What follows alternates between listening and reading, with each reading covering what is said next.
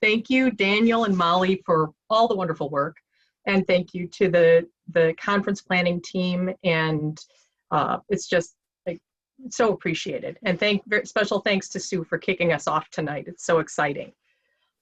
It is my great honor to introduce Dr. Iris Yob as the plenary speaker of our first annual Walden University Research Conference. How fitting it is that Iris would be our first speaker. She's a pioneer and foundational leader in Walden's story. She's a passionate advocate for Walden faculty and students, and she's committed to and lives Walden's commitment to positive social change. I personally consider her a colleague, friend, and honestly, she's the inspiration for why I decided to join Walden.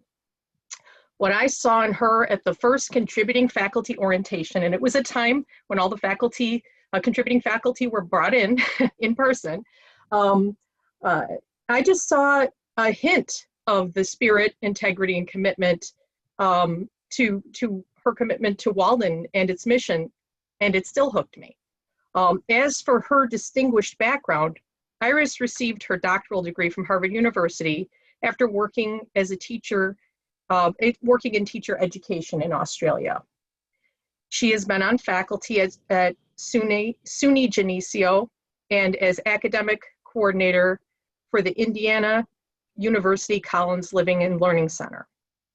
After that, Walden had the great honor of having her serve in various roles in the Richard W. Riley College of Education and Leadership and the Center for Faculty Excellence at Walden University before becoming faculty emerita.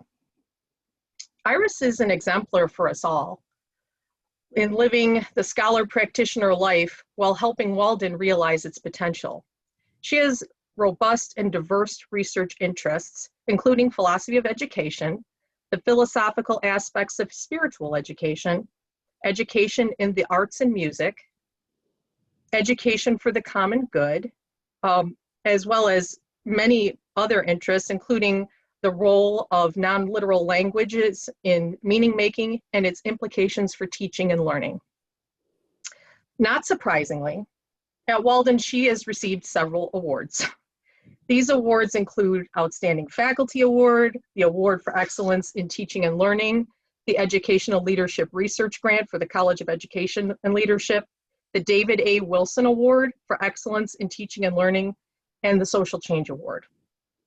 She currently serves as Associate Editor for Philosophy of Music Education Review and has been in that role since the journal was founded in 1993. She continues to work as a researcher and advocate for social change today. And today we are honored to hear her share with us the research she's done, funded through the Faculty Research Initiative Grant at Walden, where she is looking at the story of Walden and pivotal aspects of people who have shaped that. She has gathered several in-depth interviews with pivotal people, and her work embodies rigorous research methods to show the compelling journey of Walden. What a great thing for us to consider now as we look ahead to the next 50 years, and who better to do this work? Without further ado, I introduce to you Dr. Iris Yob.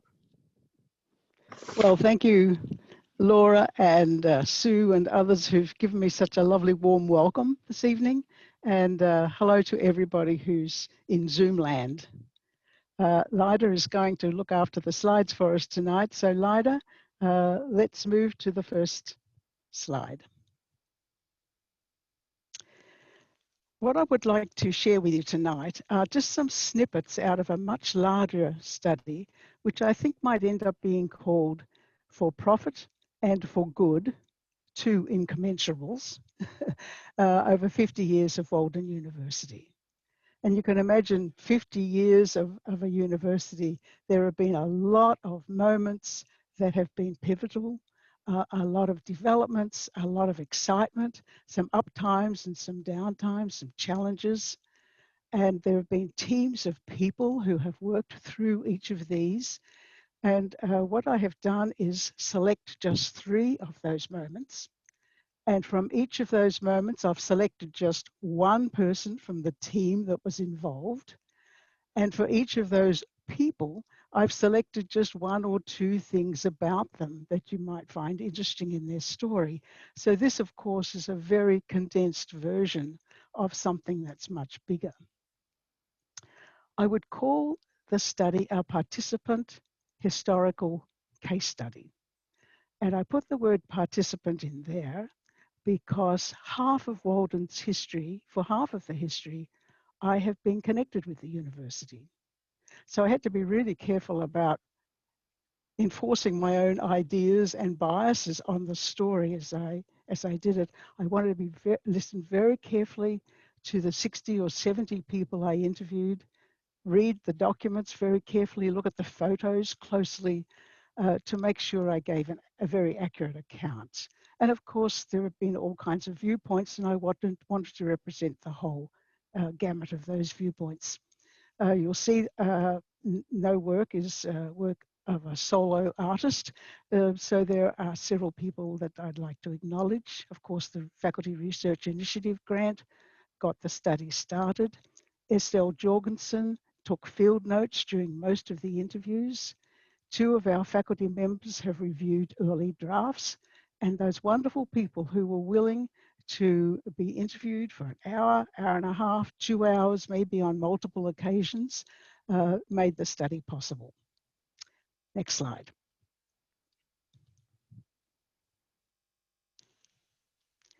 So let's look at this first moment, the actual founding. That would be a bit of a moment in the 1970s. And of course, the people we're looking at this moment, out of the whole group of people who were involved, are Bernie and Rita Turner. Bernie saw some pretty horrific action during the Second World War in the 90th Division. He went into occupied Germany.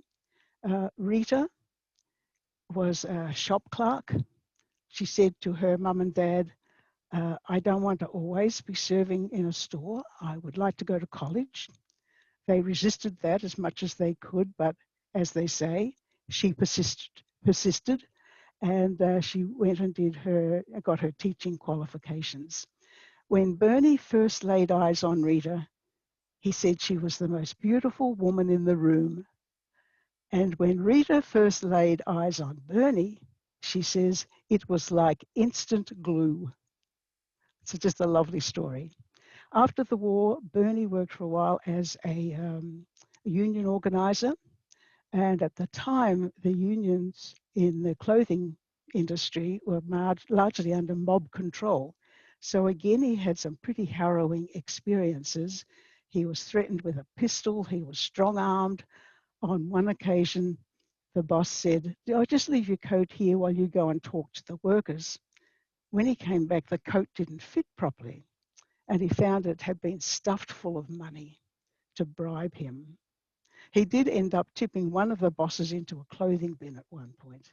Well, it was a bit of a harem-scarum life, but when he met his wife, Rita, and they got married and had children, he thought he'd better find something a little calmer to do with his life. So he too went into teaching, and he taught elementary school for 14 years. The Turners have 3 children, 2 girls and a boy. And sadly, the boy was killed in an accident when he was in his mid-20s, when he was teaching in Brazil. Through their married life, Bernie and Rita were devoted to social justice causes. And of course, a lot of this was during the 1960s, when there was a lot of activity going on. In one of her witticisms, Rita says, "We were very handy people. When some cause needed a hand, we were there." Next slide, please. This is a photograph, and I know you can't read it, so don't worry. It's a photograph of the front page of a paper that Bernie wrote when he was doing some university studies. What's interesting about it is the little handwritten note at the top, which says, "Approach to social change." This paper was a reflection on the work of Emil Durkheim. And Durkheim had put forward the idea of anomie, which basically means if you want to change society, you must identify the norms by which it's operating and change those if they need changing, and then you will change behavior. In other words, you've got to dig deep to find what those norms are. Let me give you an example. Rita was putting together an organization for peace and opposition to the testing of the atom bomb. And some people in the town where they lived really opposed her efforts. They said she was a pinko, she was a commie, and she said, there is a norm they're applying to me that I have got to change. So she very cleverly decided not to call her events peace rallies, but she called it the United Nations Day of Celebration. Took peace right out of it, took the bomb right out of it, and put the United Nations right in it. And that kind of cut the knees out from under the opposition, in part. But it didn't cure the problem, so she tackled it again. And this time she went to and knocked on the doors of all the clergy in the area and invited them to not only join her organization, but to become directors in it. Very wise and clever move, which they did. And they opened up their churches for their meetings. Now, to accuse the churches of being pinkos and commies would be like criticizing apple pie and motherhood, said Rita. So she won the day by changing the norm. When she thought back on that experience, she said to me, I didn't know I could do those things before. I was as surprised as anyone, but I did it. Wonderful, wonderful words. Next slide, please. This is a copy of pages out of the very first Walden University catalogue. And you can see Bernie entitled it, The Idea Behind the Formation of Walden University. Now, given their life's commitments, I expected to see the word social change all the way through it. But actually they don't appear once, which was a surprise. But in actual fact, he treats social change the way we have always treated it. We have used social change in so many different contexts, and it has meant so many different things. And what we have here is Bernie's capturing of the three most important ways we have meant social change. So actually, these 2 pages are full of social change in some respects. I would call these themes and identify 3 of them as the 3 A's. So let's look at the first A. Next slide. And that would be access. When Bernie was teaching school, he was also teaching a night class at Hofstra University, and he was teaching educational foundations. And one day, the dean of the department knocked on his door and said, Bernie, go to university and get your doctorate, and I can promise you a job here at Hofstra. Well, he was excited by the possibility. He said, yes, indeed, he would love to do that. So he and Rita scoured for catalogues from all over the country to find the right place where he could do his study. And you know, they found that in place after place after place, he could not get in. He was too old. It was too long since he'd done any university work, or, which was even more difficult, he would have to spend a year in most cases in residence, which would mean leaving his job, leaving his family, and living somewhere where he could fulfill that residency requirement. He just couldn't do it. He had this young family and he couldn't give up work, and it was just be too much of a financial and emotional drain on them. So he hits access right there in those first 2 pages on that first catalogue. The second A, next slide, please. This was a word that was coming into play in the 70s, the word andragogy, which means, well, adult learning. You don't treat an adult mid-career professional the same way you would treat a high school or elementary child, or even a beginning college student. These are people with experiences. They have particular needs and interests. There are things they want to know. You've got to recognize them if you're going to do a good job of teaching this age group. Next slide. The third A was agency. Bernie believed that if you gave these people access and you taught them in a way that was appropriate to their age and professional level, that they would graduate and make a greater contribution toward the betterment of society. You would turn them into agents of social change. The whole idea of social change was very deep in Bernie's heart and mind. His family tells me that he wasn't a very good sleeper. He would wander the house all night sometimes. And when they asked him, why are you up and about? He would say, I'm very worried. I'm concerned about the world. I'm concerned about where we're going in the world. And I'm concerned about how we can make a difference. That was Bernie. And there were his three big points: access, andragogy, and agency. If he could establish a university on those principles, that was his objective. His daughters told him recently about the sale to Adtalem of the university for 1.4 billion or whatever it was.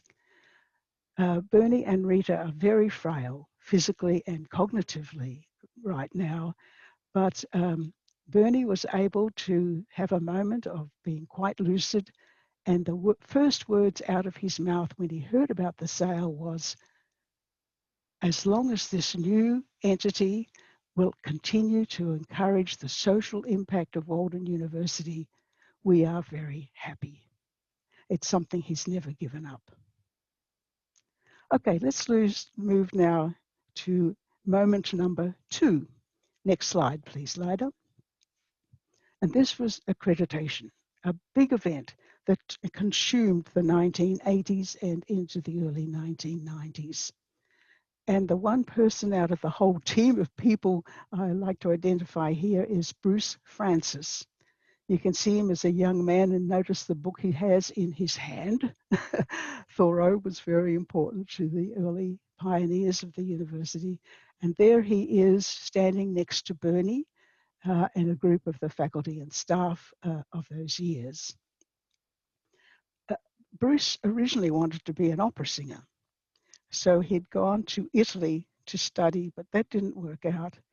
So when he was 35 years old, we find him at the State University of New York at Buffalo, where he was teaching research methods. And one of his colleagues had been attending the summer sessions at Walden and said, "Hey, Bruce, you might like to come." Well, he said, "Go to a resort by the seaside and teach? Who wouldn't want to come?"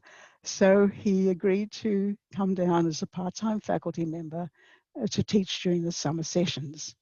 He said it was the hardest work he's ever done in his life. In the mornings, he would hold seminars on research methods. In the afternoons, he would meet one-on-one with the students and guide them as they were writing their dissertations or their proposals. And in the evenings, he would spend the time marking up their papers. He used 3 pens, a red one, an orange one, and a green one. And he used this to kind of send coded messages to the students about their work. At first, the Turners were very leery about seeking accreditation because they didn't want to surrender anything about the university to some outside authority, and they feared that that might happen. But in the end, they were persuaded to begin the search because they would not be able to continue attracting students if they weren't accredited, and nor would they be able to continue to attract faculty members if they weren't accredited. So they went to the regional accrediting body, the Southern Association of Colleges and Schools, because they were located in Florida. And SAC was very leery about them. because Florida had a bad reputation for diploma mills, those places where you could send in enough money and buy yourself a degree. At one point, SAC sent a team of 21 people drawn from across the southern states to go and look at Walden in person during a residency in Delaware.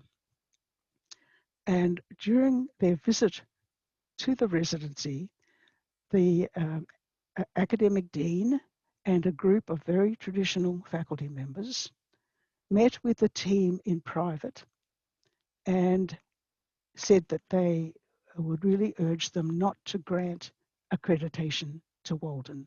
They said, this is not a real university. Well, those people didn't last very long on the faculty after that, as you can imagine, but it did put back the search for accreditation by a couple of years. But then two things happened that gave them new courage. And one was a Supreme Court case. Webster College was set up to give the opportunity to young working women the opportunity to get a degree. It was for profit, and it had gone to the Middle States Association for accreditation, but had been turned down on the grounds that it was for profit. Well, the case went to the Supreme Court, and the judges there ruled in favor of Webster, saying where its money comes from is not significant here. What is significant is the quality of the academic program. That's what you're accrediting. If the money's legit, then only look at the quality of the program. And so they ruled in favor of Webster. Well, this gave new heart to the Walden crowd. And then a second thing happened. The North Central Association of Colleges and Schools gave accreditation to another maverick institution, the Union Institute, located in Cincinnati, Ohio. They weren't for profit, but they did their program entirely on individualized studies, no curriculum, no course of study, and the North Central Association recognized them. So Bruce and Bernie and Rita and a couple of others flew to Chicago to meet with the chief executive of NCA. And he kind of came down on the side of the Supreme Court with the Webster case. He said, we will look at your academic program. Where you get your money is your business. Our business is how well you are conducting education. So with that, they had to think then about having residency within the region of the NCA. They employed Carrie Bassett, who some of you probably know, who's been a long-time faculty member at Walden. Carrie was asked to rent some office space, buy some second-hand furniture, buy a couple of old electric typewriters, and set up academic headquarters in Minneapolis so that they could be in the region of the NCA. Next slide, please. So Bruce was asked to write up, I guess, what you call the self-study documents.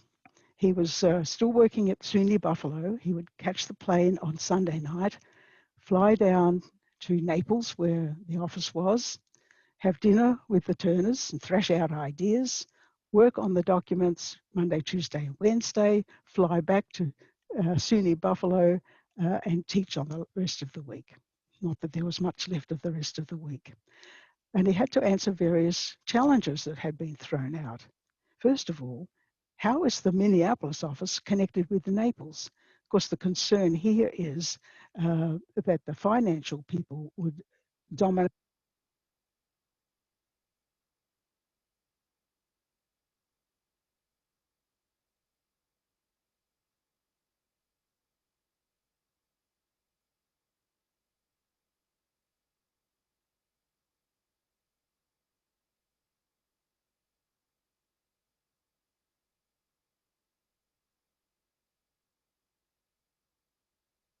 Dr. Yo, we lost your audio slightly. I didn't know if it was on my end, but I just received a note. Everyone else did. Can you hear me now? Now we can. Thank you so much. I'm sorry, I don't know what happened. The next slide, please, Lida. A related question was, how can a for-profit university be trusted with academic quality? Well, Bruce could argue that because they were for profit and they weren't tied down by the old traditions, they could be more flexible, they could be more efficient, and they could fill a gap in higher education that hadn't been filled by traditional schools. Next slide. How can a university function without a library? Another very good question. Bruce argued that there's a difference between owning a library and using a library. He did a survey of the students and he found that they were using libraries all over the country, wherever they happened to live. University libraries and local public libraries. There was plenty of library usage that he could demonstrate. Next slide.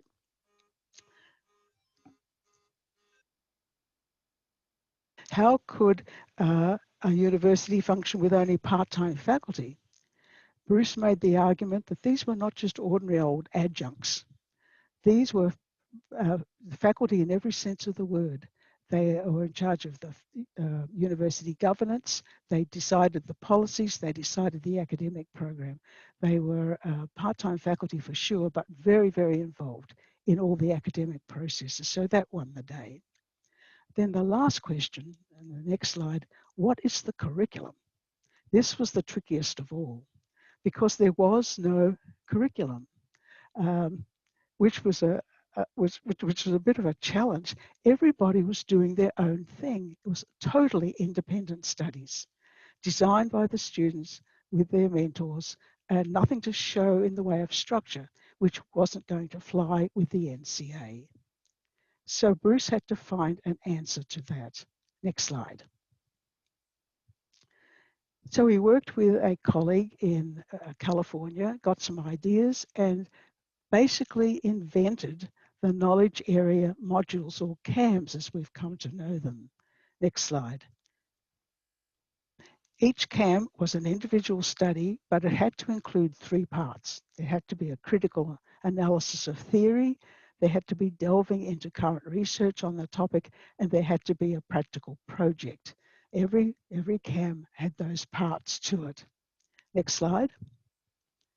They started off with 12 KAMs, which must have nearly killed the students, but eventually it settled down to 7. The first KAM was about society and how it changed and developed. The second one was how humans changed and developed. The third was about organizations and systems, because everybody was working in some kind of system or other. The fourth was about research methods. There were a couple on their specialization, and it ended off with a case study. Now, these things are kind of interesting to those who find these kinds of things interesting, but here's the important thing. Next slide, please. They were able to maintain the principles of andragogy while providing a structured curriculum. The learner was still in charge. The learner designed the objectives for each of the KAMs, chose the theorist, chose the research, and designed the practical project by him or herself. It acknowledged that the learner came with a certain amount of knowledge and experience and had his or her own needs that they wanted to address. So not every KAM was different because of that. The KAMs made the studies relevant because the student could choose what they needed to know at the time.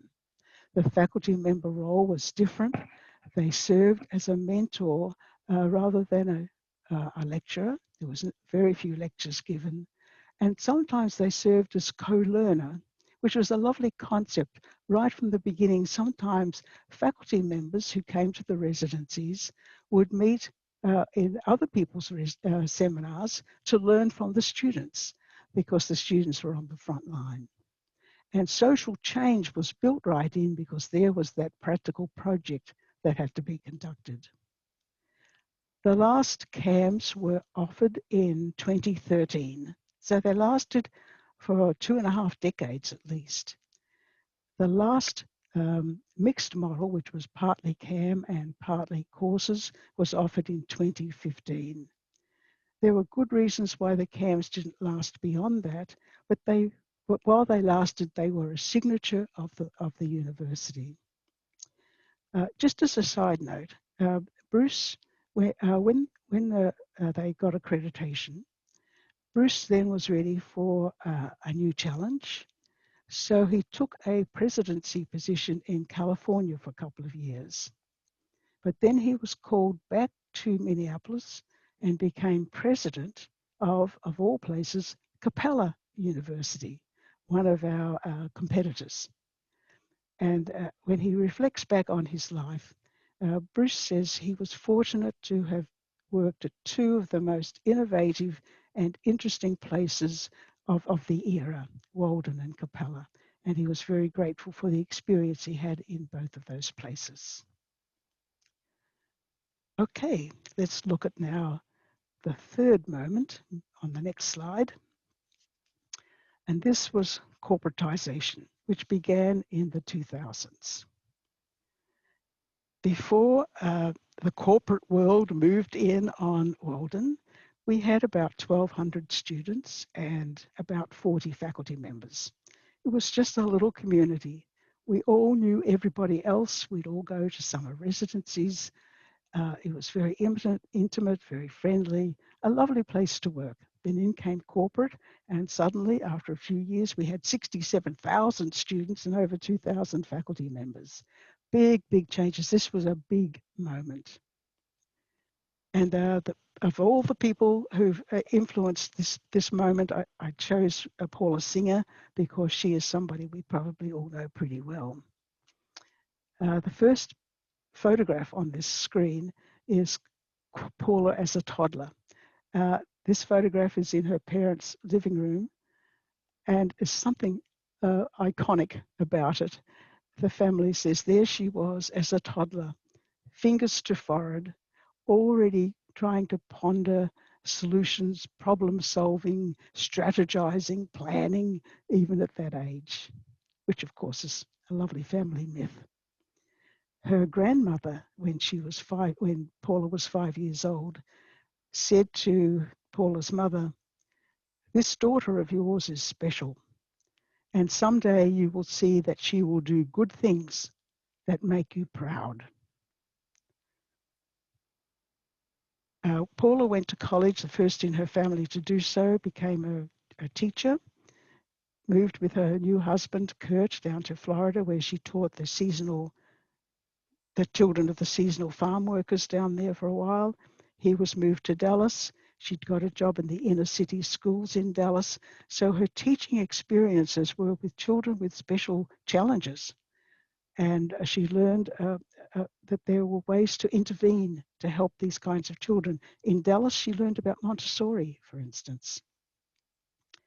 Then they moved, Kurt's job took him to California, and it was too late in the school year to get a teaching job, but she saw another job advertised called in the Reading Game, which was a for-profit institution.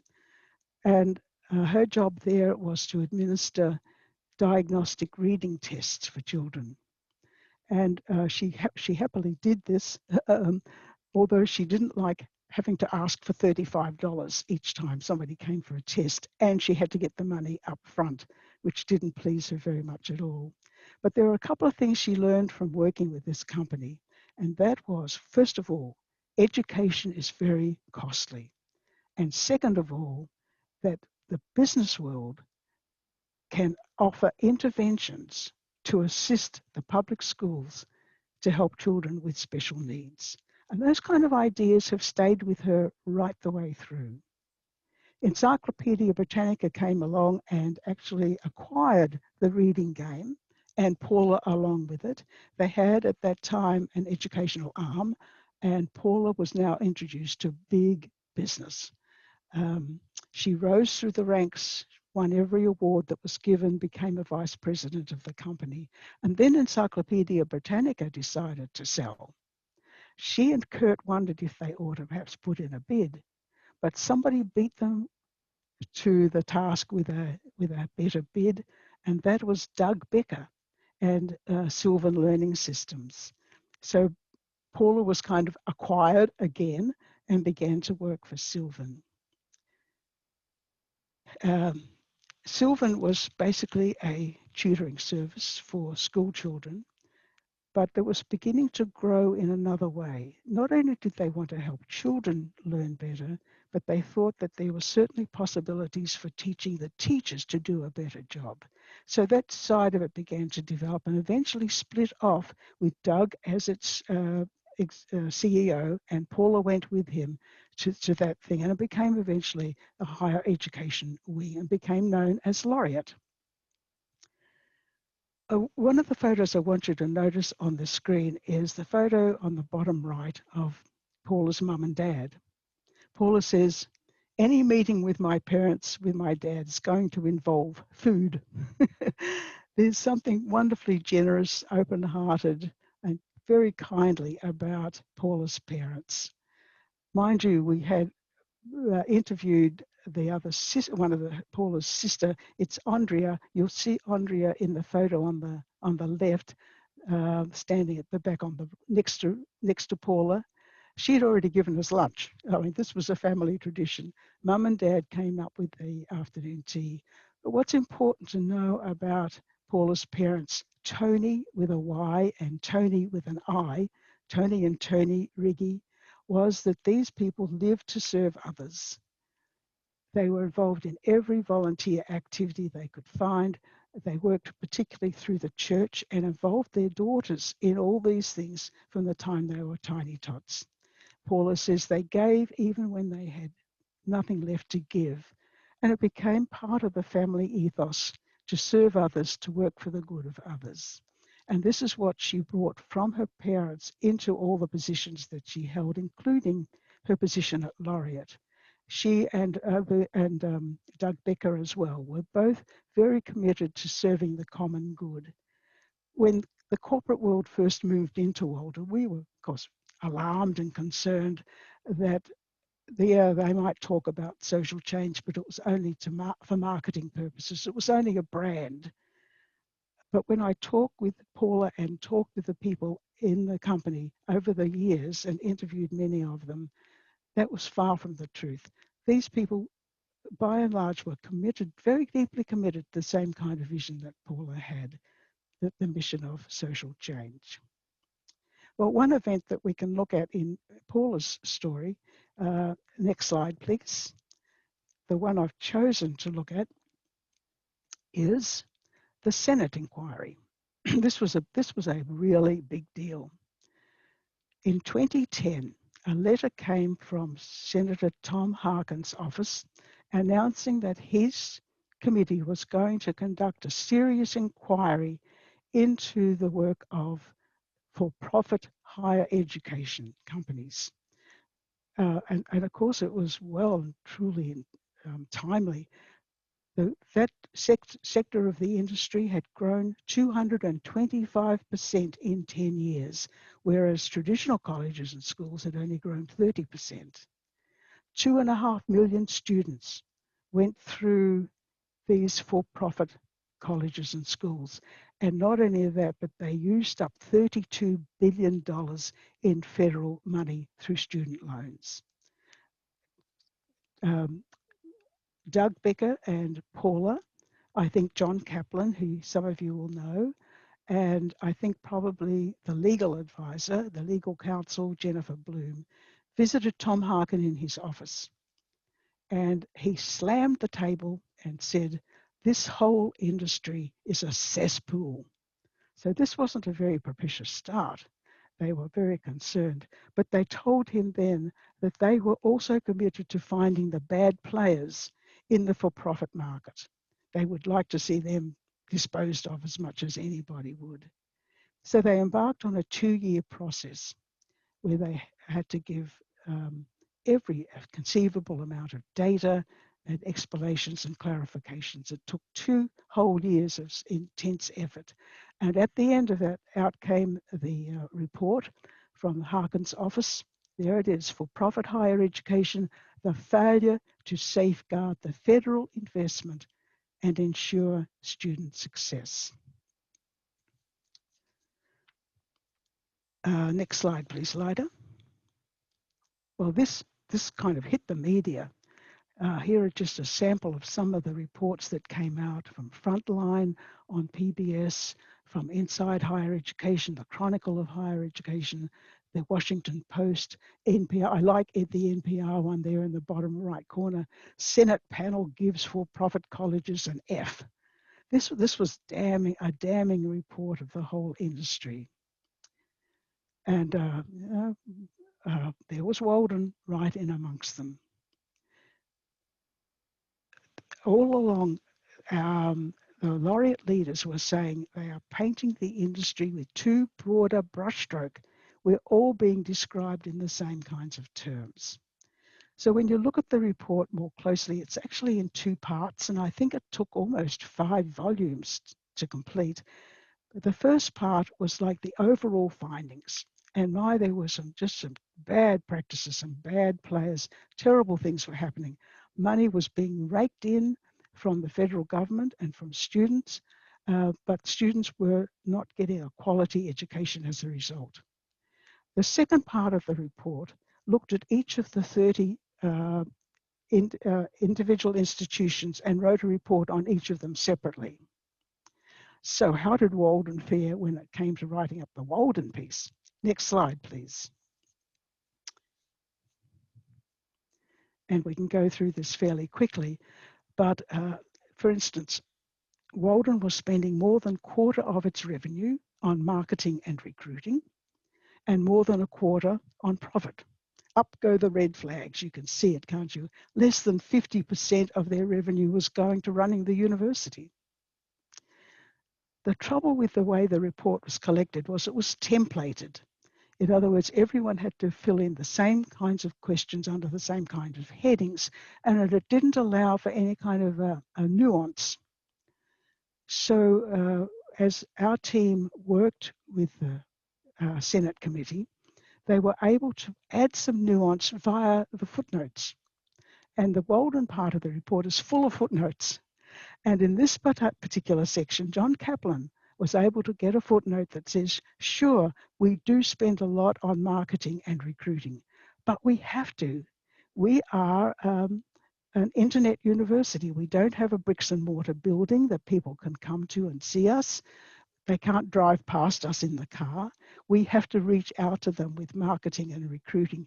And by the way, the better our marketing and recruiting it is, the better the quality of the student we get to come to us. And sure, more than a quarter had gone to profit, but not all the profit had gone into the pockets of the investors and the stockholders. A great deal of the profit over those years had gone into building up Walden's infrastructure, especially in technology. Now for income, where was Walden getting its revenue from? 76.4% was coming from the students in terms of federal financial aid. Next slide, please, Ida. There is a 90-10 rule that says you can take up to 90% of your expense of your revenues from federal aid. So we were well below that. Was Walden asking too much for its degrees? Was it charging outrageous fees? Well, for an MSc degree, it would charge students about $15,000. The University of Minnesota next door, said the report, offering an online master's degree, was charging almost $57,000. So Walden was a bargain when you look at it like that. Some bad things were being done in recruiting. Really high pressure recruiting measures were being used by the bad players, paying recruiters according to how many people they managed to rake in, how much time they needed to talk a student into enrolling. Walden hadn't engaged in any of those things. Now, so far as retention, how were we doing in satisfying our students once they came?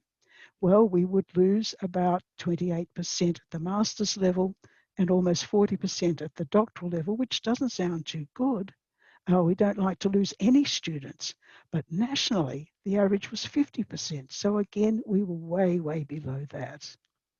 Now, so far as our students paying back their loans, how well did they do? Well, our students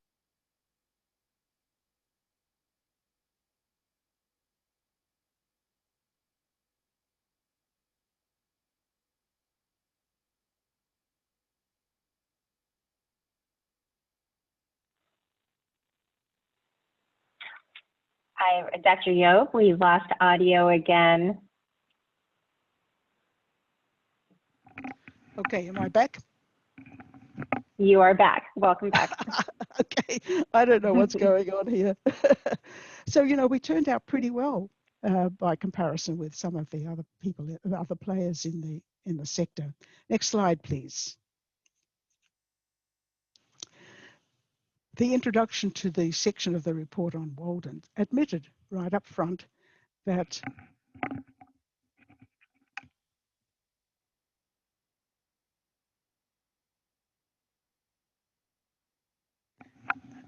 indeed Laureate had been very profitable, but then they said this: the company's performance measured by student withdrawal and default rates is perhaps the best of any company examined.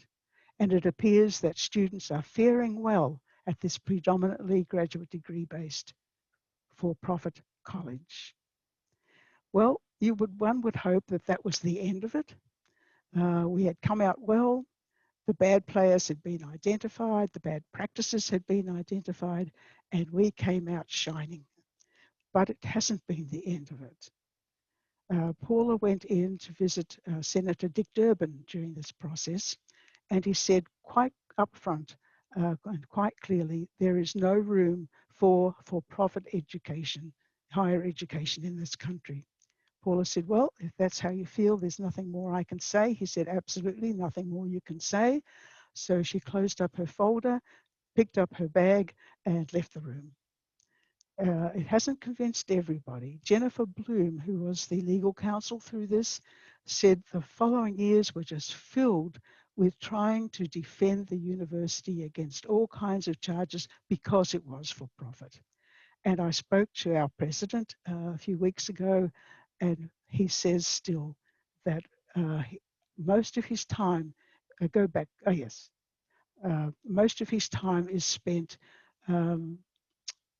dealing with regulatory bodies and legislatures, trying to convince them defending Walden's good status. It doesn't matter how much accreditation we have, how many programs are accredited, what our retention rates are, what our loan defaults are, we still have to keep defending ourselves. And Paula said a couple of weeks before the announcement of the sale, she said, we must find a company to take Walden over who has the resources and commitment to help us face the storms ahead. And I think this is where the storms are going to come. So it's not over and done with, but we travel in hope. And in conclusion, I think this might be a good time to introduce something that Rita often used. Next slide, please, Lida. She put this quote from Henry David Thoreau in several of the early university catalogues. He says, I left the woods for good as reason as I went there. Perhaps it seemed to me that I had several more lives to live and could not spare any more time for that one. She said this was the closest thing they had in those days to a mission statement. The students were going to be invited to come to the woods. Mind you, it's by the lovely Naples Bay. And then after they were there, they would be able to leave that eventually and begin to live their next new life refreshed, educated, more perceptive, wiser people.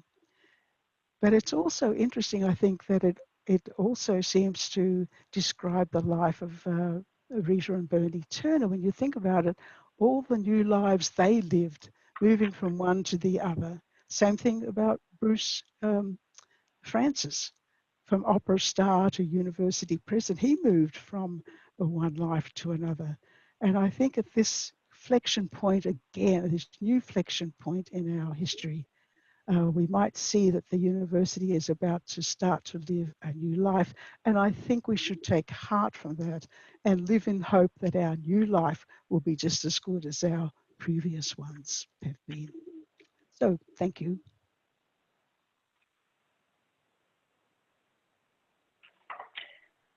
We'd like to open it up to some questions, and we already have a couple in the box, and Dr. Lynn is going to help me moderate these. One of the first ones that came in is, what would Dr. Yob say to a researcher who is intimidated by the idea of interviewing 60 or 70 people? Very good question. I would say 60 or 70 people to interview for most projects, dissertations, for instance, is too many. I mean, you have 70 people who talked for an hour, hour and a half, 2 hours, and sometimes 2 or 3 sessions. There is a lot of transcript, tremendous amount of transcript to go through. Sometimes I wondered whether it could ever be done. But you know, being semi-retired, I'm just on one dissertation committee at the moment and one advisory council at Walden. I had the time, and I thought if I don't do it, it might be too late. It's already too late to talk to the Turners, for instance. We are losing some of these early people.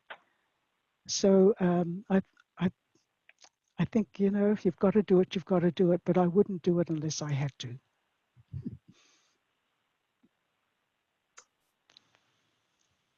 Great.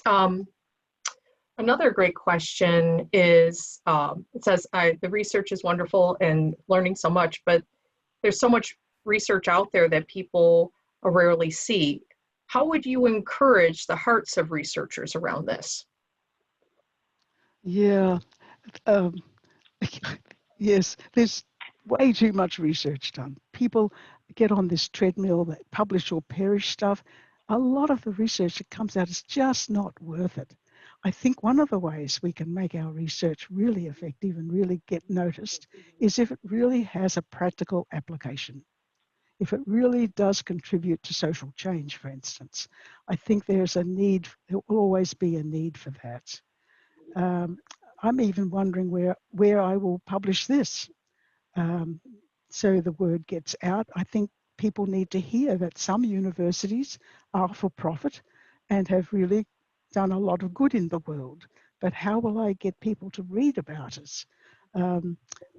I'm even thinking that probably the best way to publish this is as an ebook rather than a hardcover book, because people find you through Google searches more easily that way. So we have to find a place to be heard. We have to present at conferences so people hear our voice. We have to publish in journals in various ways, and we have to have something really useful to share. And I think our mission drives our research so that it is more useful than you might find elsewhere. Right. You know, related to that, what struck me, Iris, in listening to your presentation, what I really loved was the intersection between events and people, and their stories from early on in some cases. So the people and their transformative experiences and how that shaped, you know, how we can see that in shaping the path of Walden, you know, taking it to the person. And I'm wondering, as you say, there, you know, there's 50 or 60 interviews, and were there, as you talk to different people, I'm wondering, were there some commonalities in themes you saw, or what was the most consistent in what you were hearing from people? And I know for some people you were hearing mostly their story in here within Walden, but was there anything common among interviewees that just seemed to come up frequently? Yeah, that's an interesting question. You know, there are 2 ways to write a history. This happened on such and such a date, and then this happened on such and such a date, and then this decision was made on such and such a date, which I find terribly boring. So I wanted to actually talk and get to know the people behind the events, behind the stories, as you've noticed. So what was common? Well, one of the things was common was people didn't say no. A board member, can I come and talk to you about, well, yeah, sure. Can I talk to marketing at Laureate? Sure, yes, I'd be glad. People were just glad to tell their stories. This was, you know, the hard part was kind of sorting and sifting through all the transcripts, but the easy part was actually getting people to open up and talk and share their experiences. You know, I've only just kind of scratched the surface here. Some of the experiences were more negative than others, but there was an honesty and a willingness to share, and please tell my story and get my story out. And we love Walden. So it was really, really easy in that respect. The common theme, well, I would try to direct it around the profit part and the for good part. And I'd often say, how did these two things interact? Were there ever strains and stresses between them? Well, they would always support both. Sometimes they talked about a stress and a strain, but usually they talked about how they supported each other. They both needed each other. Both those features were needed together. So that was a common theme. Right. Now there's some more questions too. A lot, it sounds like some of our participants just, of course, as you would expect, get thinking about Walden, its current state, it hits some historical issues and in the future. So one question, open question, I guess that many of us can think about is, how will students benefit from the merger of Walden? From the next step, the next merger, Mm-hmm. who knows? I don't know. I don't even know why the company is called Adtalem. I know why Laureate was called Laureate, because back in the day, in the early 2000s, many of us were in focus groups and trying out different names. They wanted something that spoke of excellence, something that was universally known because Laureate was going international, something that talked about crowning achievements and so on.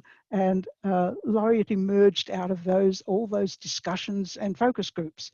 Adtalem, I don't know. So, it's really hard for me to read the company. I know very little about it, except they're very strong on educating African Americans and very strong on medical, health services, those kinds of fields. Other than that, I don't know. But, we've got to trust our board, and we've got to trust people like Paula and Doug Becker. Oh, Doug's already left the institution, but the leaders who have invested a lot in Walden, buy into its mission, have supported and financially and every other way over the numerous years, the quality of our programs and the quality of the people we have at Walden now and the faculty, all these things speak well for the future. And all those things will do our students well. Other than that, who knows? Right. Another good question is, many of the people here coming to the conference are beginning researchers. What should we be looking for from research mentors post-dissertation? Oh yes, post-dissertation I think is really a really important area. This is where we will help our students. We should be helping our students get their research out. If it really is going to make a difference, contribute to social change, it would be great to see much more mentoring post-dissertation. I think that could be fair. Take our students to conferences, introduce them to conferences where they can present their things, help them get published. All those kinds of services. I'd love to see us really be strong in that area.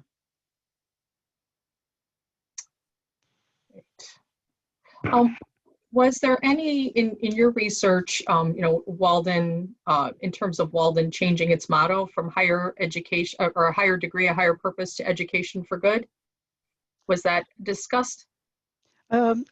Yeah, when we went through several iterations at different times, what was interesting, what I found out when I interviewed the marketers at Walden, was that they never were able to quite say, come to Walden because we have a social change agenda. The social change did not attract people. What attracted students was a promise of a degree that could be completed in X number of years, strong student support through the program, like We've Got Your Back. Those things really brought in students. It was after they came in that the university had to take over and really build up the idea of social change. Live it and through its curriculum and through the way it taught and all the rest of it. And the view of marketing was holistic. It not only was what was out on the web, but it was what happened in the university. And by the time the student graduated, they were seriously into social change. That's what the data basically suggests. So what they had to do was try and find some taglines that hinted at the social change stuff, but didn't take over so that it put too many students off. And they tried various ones at various times. And I think that's all that we can say about why it changed from one to the other. Kept it fresh, tried new approaches, but always with that hint, only the hint of social change involved. Right. Another good I have a question that has popped into the chat. What would you like to see as the next big movement for Walden? And what kinds of people will drive us to that moment? Excuse me. Oh dear, oh dear. Yeah. What would be the next big movement? Big moment. Big moment. The next big moment. Moment. Okay. I'd say the next big moment is its current sale. Moments, yes. Yeah, the next big moment is its current sale. You know, I think the faculty have a really important role here. Couldn't stress it enough. What we've got to do is show we have a quality program. We have super student support services. And by the way, I think we do, we are a model for what a university can do to support them with our writing center, our library services and all the rest of that. Superb, especially when we want to have maintain the idea of access and bring lots of students in.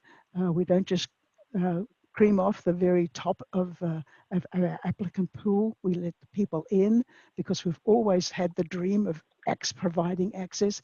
And so I think if the faculty can prove and demonstrate our retention rates are strong, our academic program is strong, faculty are turning up to classes, they are grading papers on time, doing all those things so that student satisfaction is high, they are going to be critical, I think, in our next moment.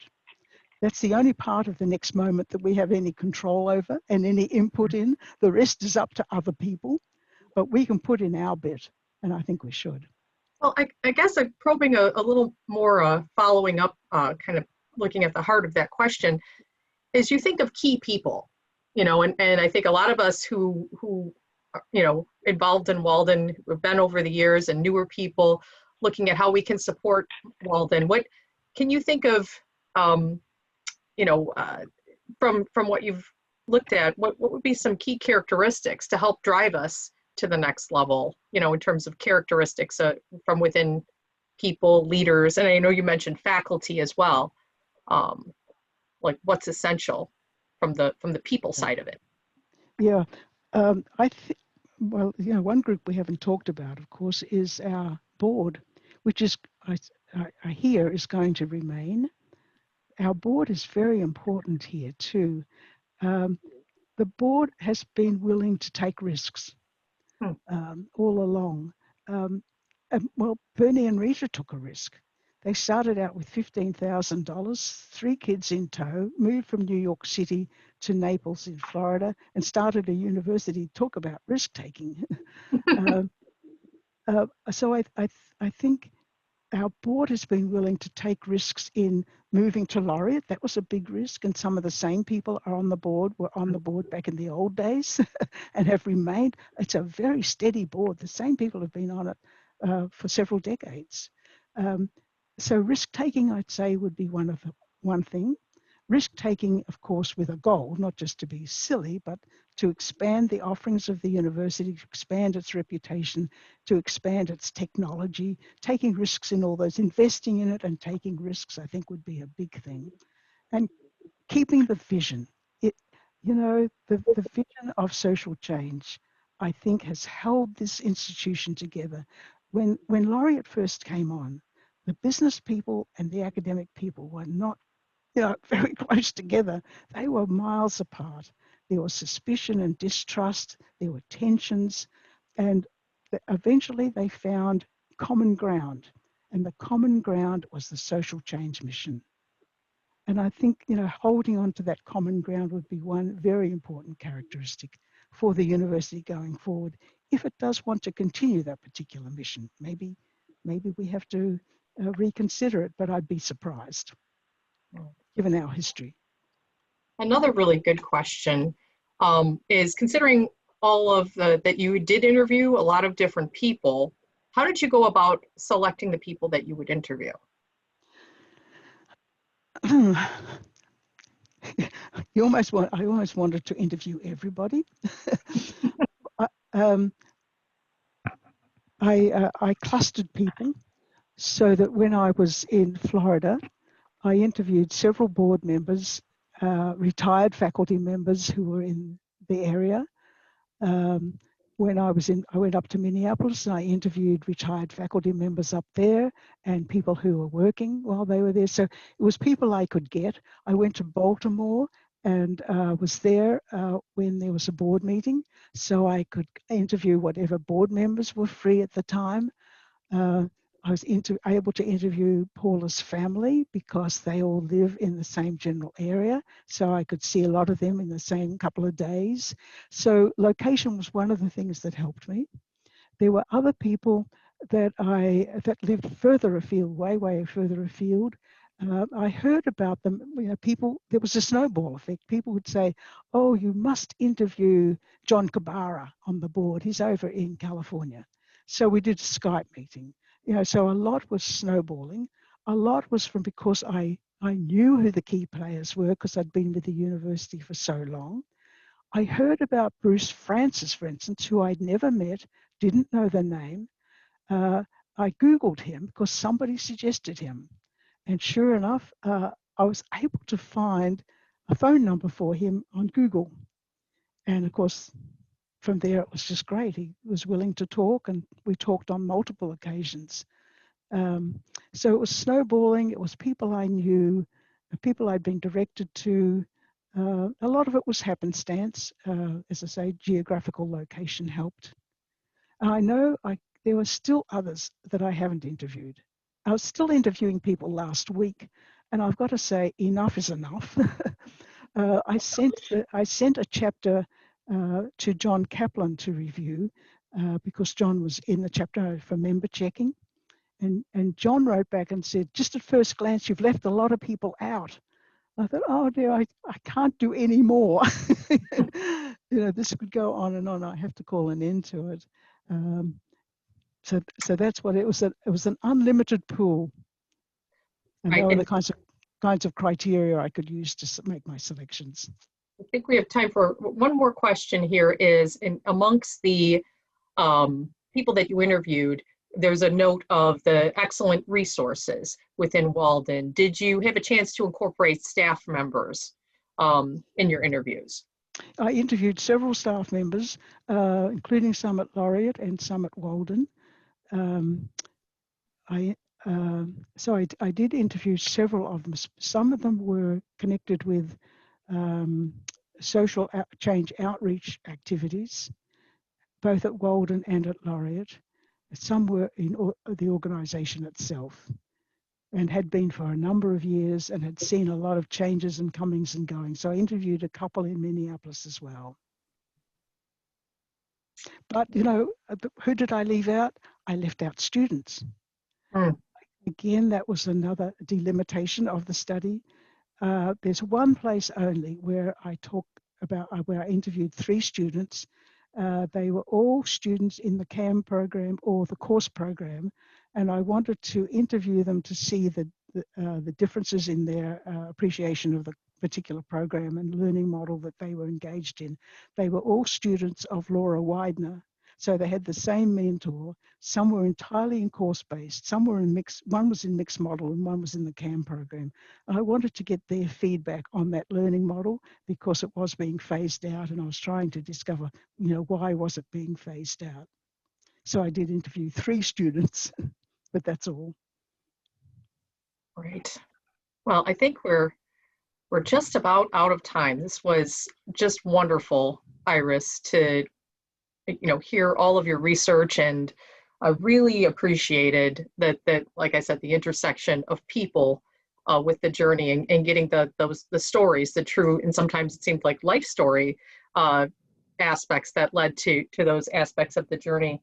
And so it's such a neat time for us to be reflecting and thinking back. And some of us have been here for a while. I still learned many new things from what you've talked about. And I know some of us are newer in the organization, or you know, students graduating, and it's so good to hear that history, and it gives you sort of a fresh perspective on a lot of things as we're moving forward.